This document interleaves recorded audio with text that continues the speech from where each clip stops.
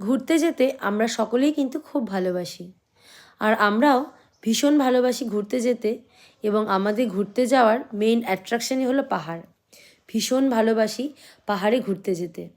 বছরে একবার ইচ্ছে হয়, হয় নর্থ বেঙ্গল অথবা সিকিম, কোনো একটা জায়গাতেই ঘুরে আসার জন্য। আর এবারও আমরা বেরিয়ে পড়েছিলাম শিটংয়ের উদ্দেশ্যে।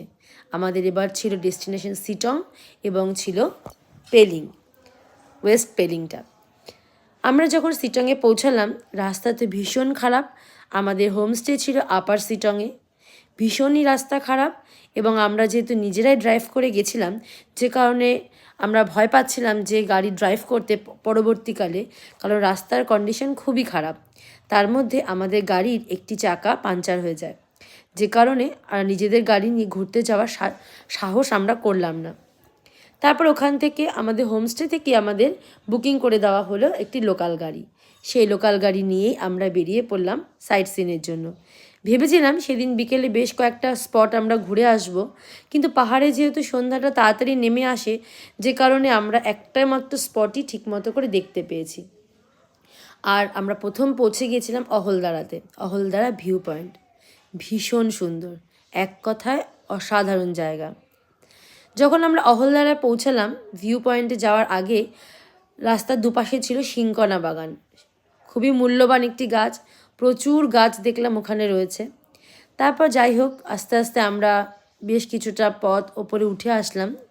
যদিও এখানে খুব বেশি ট্রেক করতে লাগেনি, জায়গাটা ভীষণ সুন্দর। আর তখন আমরা যখন পৌঁছেছিলাম অহলদারাতে, তখন ছিল সানসেটের সময়। দুর্দান্ত লেগেছিল সানসেটটি দেখতে, এত অপূর্ব লাগছিল। পাহাড় থেকে সানসেট তো অসাধারণ একটা ভিউ।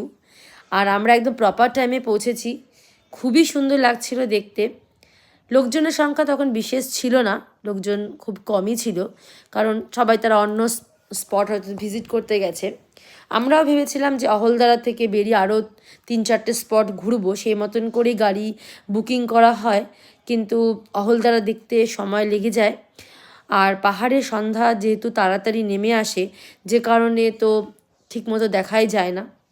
শীতকাল, সন্ধ্যা এমনি তাড়াতাড়ি আসে, তার মধ্যে পাহাড়। আর চারপাশে একটু দেখলাম আস্তে আস্তে ফগি ওয়েদারও তৈরি হয়ে যাচ্ছিল, যে কারণে দূরের ভিউটাও আস্তে আস্তে কমে আসছিল।